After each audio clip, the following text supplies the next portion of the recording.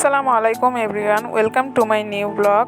আজকের ভিডিওতে আপনাদের সাথে একটা নতুন রেসিপি শেয়ার করব। এখানে দেখতেই পেলেন একটু আগে কিছু আলু সেদ্ধ করতে দেওয়া হয়েছে, আর এই যেগুলো দেখতে পাচ্ছেন এগুলো হচ্ছে মাছের ডিম। এর মধ্যে দিয়ে দেওয়া হয়েছে একটু হলুদ। আজকে আমরা মাছের ডিম দিয়ে একটা নতুন রেসিপি তৈরি করব। তো মাছের ডিমের মধ্যে হলুদ দেওয়ার পরে এটাও ভালো মতো করে একটু সেদ্ধ করে নিতে হবে, আর সেদ্ধ করে নেওয়ার পরে এটাকে ছেঁকে নিতে হবে যাতে ডিমের মধ্যে পানি না থাকে, মানে সুন্দরভাবে ছেঁকে নিতে হবে। আর অন্য পাশে যে আলুগুলো আমরা রেখে দিয়েছিলাম সেই আলুগুলোকে খোসা ছাড়িয়ে সুন্দর করে ভর্তা করে নিতে হবে। এরপরে যে ডিমগুলোকে ছেঁকে রেখেছিলাম সেই ডিমগুলো দিয়ে এই আলু দিয়ে ভালোভাবে মিক্স করে নিতে হবে। আর অন্যদিকে এই আলুর মধ্যে দেওয়ার জন্য একটু পেঁয়াজ আর কাঁচামরিচ কেটে রাখা হয়েছে।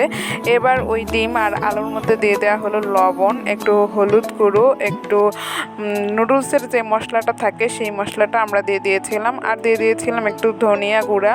এরপরে দিয়ে দিয়েছিলাম আদা রসুন বাটা, আর যে কাঁচামরিচ আর পেঁয়াজগুলো কেটে রেখেছিলাম সেগুলোও দিয়ে দিলাম। দিয়ে এটা ভালোভাবে সব কিছু আরেকবার মিক্স করে নিতে হবে। এরপরে এটাকে একটা শেপ দিতে হবে। আমরা মূলত এটা গোল গোল করে করেছিলাম, মানে দেখতে একটু লাড্ডুর মতো দেখা যাচ্ছিল। ব্যাপারটা ঠিক এরকম দেখতে হবে, মানে একটু গোল লাড্ডুর মতো।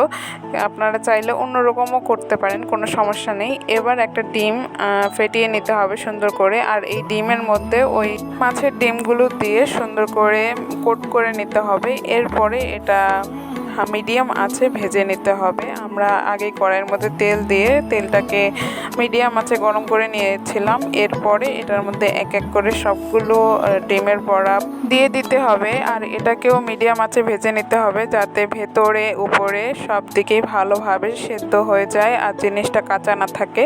আর ঠিক এভাবে লাল লাল করে ভেজে নিতে হবে, দেখতেই পাচ্ছেন। এভাবে আমরা বাকি যেই ডিমের বড়াগুলো ছিল সেগুলোকেও ওই ডিমের মধ্যে কোট করে নিয়ে এরপরে সুন্দর করে ভেজে নিয়েছিলাম। তো আমাদের ডিমের বড়াগুলো ভাজা শেষ। এবার এটাকে রান্না করার পালা। এটা রান্না করার জন্য কড়াইয়ের মধ্যে একটু তেল দিয়ে এর মধ্যে পেঁয়াজ কুচি দিয়ে দেওয়া হয়েছিল। পেঁয়াজটা একটু ভাজা হয়ে গেলে এর মধ্যে দিয়ে দেওয়া হবে কিছু গরম মশলা।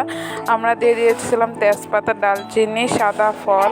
সব মশলাগুলো দেওয়া হয়ে গেলে এটা সুন্দর করে ভেজে নিতে হবে, আর ভাজা শেষ হলে একটু পানি দিয়ে দিতে হবে পেঁয়াজগুলোকে কষিয়ে নেওয়ার জন্য। যাই হোক, এবার এটার মধ্যে দিয়ে দিতে হবে একটু মরিচ গুঁড়ো, একটু হলুদ গুঁড়ো, আর আমরা দিয়ে দিয়েছিলাম হচ্ছে আদা রসুন বাটা। এরপরে দিয়ে দিয়েছিলাম লবণ। আসলে লবণের কথা প্রথমে মনেই ছিল না, পরে আমরা একটু লবণ দিয়ে পরে মশলাটাকে কষিয়ে নিলাম। এরপরে মশলা থেকে যখন তেল বেরিয়ে যাবে তখন এর মধ্যে যে ডিমের বড়াগুলো ছিল সেগুলো দিয়ে দিতে হবে। আর ডিমের বড়াগুলো দেওয়ার পরে এটাতে সামান্য একটু পানি দিয়ে দিতে হবে। এটা কিন্তু নাড়া যাবে না, তাহলে ডিমের বড়াগুলো ভেঙে যাবে। যদিও আমাদেরগুলো লাস্ট পর্যায়ে ভেঙে গিয়েছিল, তারপরেও এটা খুব সুন্দর হয়েছিল। রান্নাটাও যেমন ভালোভাবে শেষ করতে পেরেছি, খেতেও ঠিক সেরকমই সুস্বাদু হয়েছিল। যাই হোক, এই ছিল আজকের ব্লগ। কেমন লাগলো অবশ্যই জানাবেন। ভালো লাগলে লাইক, কমেন্ট, শেয়ার, ফলো করে পাশে থাকবেন। আর হ্যাঁ, আপনারাও কিন্তু এই রেসিপিটা বাসায় একবার ট্রাই করে দেখবেন, আর কেমন হয় খেতে সেটা আমাকে জানাবেন।